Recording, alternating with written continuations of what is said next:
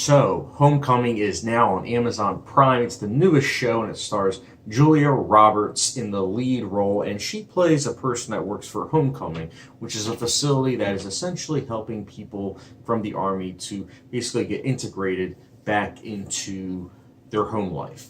And this is a series directed by the same director who did Mr. Robot. And I haven't reviewed Mr. Robot yet on my channel. I'm actually waiting to do that when the 4th season drops, because that's the final season. So then I'll just do a wrap-up video of like the 4 seasons. But anyways, I like Mr. Robot, specifically speaking of the 1st season. So when I heard that director, Sam Esmail, was doing this show, I figured why not watch it, especially because it was 25 to 35 minutes apiece. So this is a 10 episode series, and it is very bingeable.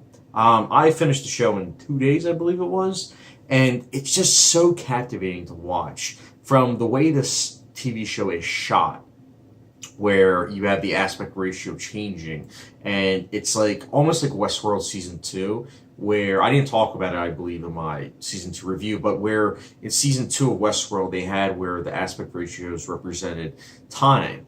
And the same thing happens with Homecoming, and it's brilliant. I also loved the music in this show. I mean, here's the thing about this show. This is a show that is all about film scores. They are literally taking from all these film scores. A lot of times what happens is with TV shows and movies, they have tempo music, where they put music from other pieces into the film or TV show, and it's just temporarily, hence the word tempo.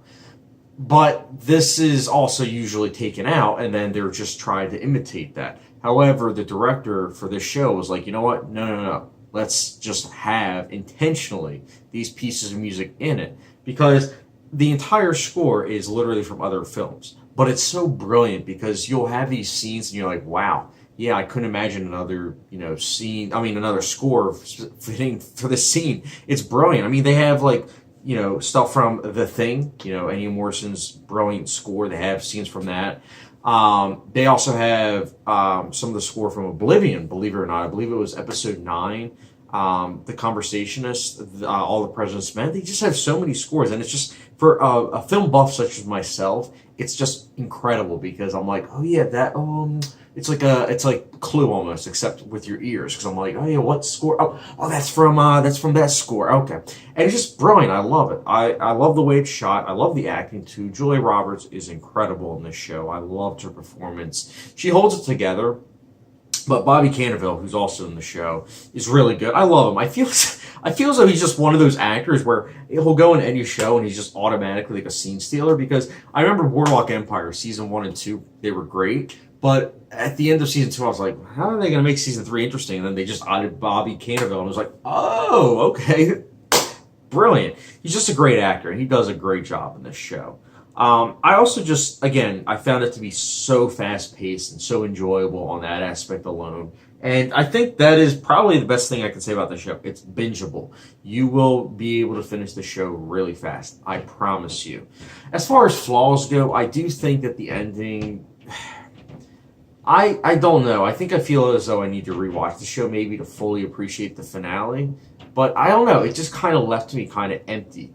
And not in I can't wait till next season. It was more of like really? That's what they waited for? But again, I feel as though I need to rewatch it maybe, because sometimes, especially with a show that's bending with time, you need to rewatch it to fully comprehend. And that could be the best case scenario. I don't know.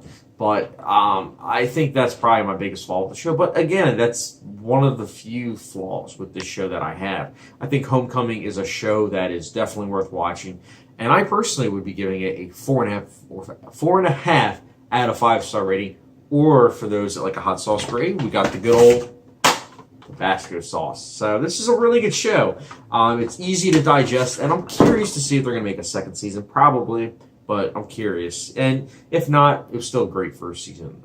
So those are my thoughts on Homecoming, guys. What did you think? Again, it's on Amazon Prime, so if you haven't seen it, feel free to check it out. Also, don't forget the subscription, notification bell, and I'll catch you guys later.